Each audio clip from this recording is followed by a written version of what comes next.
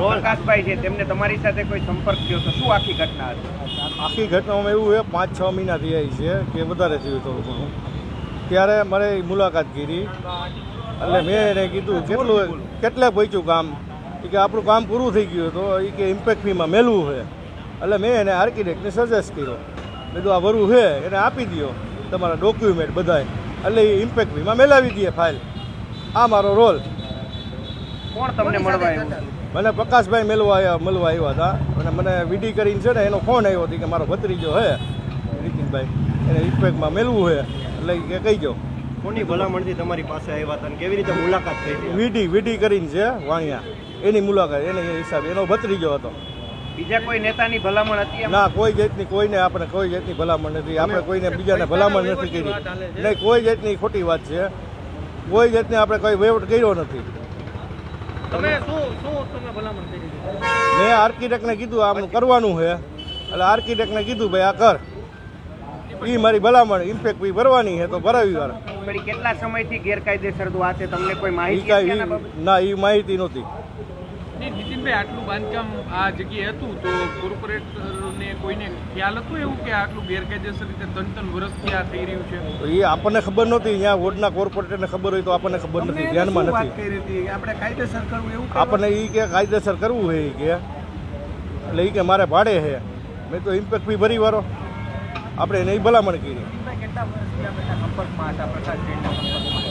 પ્રકાશ જેનના સંપર્કમાં આવ્યા ત્યારે જ આવ્યા આપણે એની 6 મહિના પહેલાં, 6 કે 7 મહિના. કે મારે આવું છે કે મારે કાયદેસર ગેમ ઝોન છે મારે કે કાયદેસર કરવું. એના કાકાનો અંકલનો ફોન આવ્યો એટલે મારે એને વાત કરી એટલે મેં કીધું એ ઓફિસે આવજો. એ રીતે વાત થઈ. વીડી મારા ભાઈબંધ છે એટલે એને હિસાબે ભલામણ કરી. ના, ડિમોલેશનનો આપણને કોઈ જાતની ખબર નથી. આપણે કોઈ અધિકારીને કીધું નથી. અધિકારીઓ સાથે કોઈ વાતચીત તમારે કોઈ જાતની વાત નહોતી થઈ.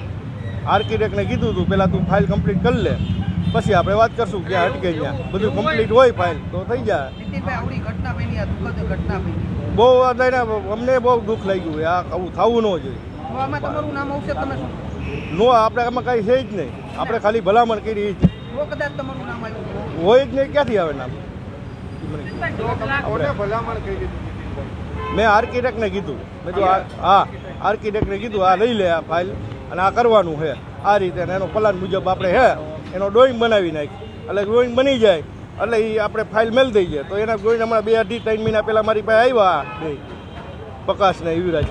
ત્યારે એ કે આવું નથી બોલો આર્કિટેક્ટ કરતો. એટલે મેં આર્કિટેક્ટને ફોન કર્યો. આર્કિટેક્ટને કીધું હું ક્યાં અટકે કે મને કાંઈ ડોક્યુમેન્ટ આપ્યા નથી. તો નીતિભાઈ કેમ કે આપણે ડ્રોઈંગ કે બનાવી લીધું છે. બધું ઇમ્પેક્ટમાં આવી જાય કે ઇમ્પેક્ટમાં આવી જાય કે ભાઈ કે આ બિનખેતીનો હુકમ જોઈ રેવટ પ્લાન જોઈ એ કાંઈ છે નહીં કે. એટલે ઓલાને મેં કીધું ભાઈ તમે કાગળિયા પૂરા પાડો પછી આગળ વધે ફાઇલ. એટલે એમાં થર્ડ તપાસ થઈ ગઈ હતી કાંઈક. ના, એ આર્કિટેક્ટ મને કીધું હતું થર્ડ તપાસ થઈ ગઈ. આર્કિટેક્ટ વરુ કરીને છે. વરુ નીરવ વરુ. એની ઓફિસ છે વાણિયાવાડીમાં.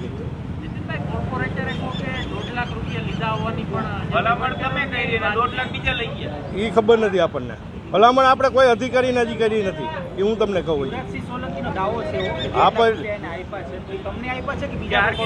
આર્કિટેક્ટને આપ્યો જ ભલે.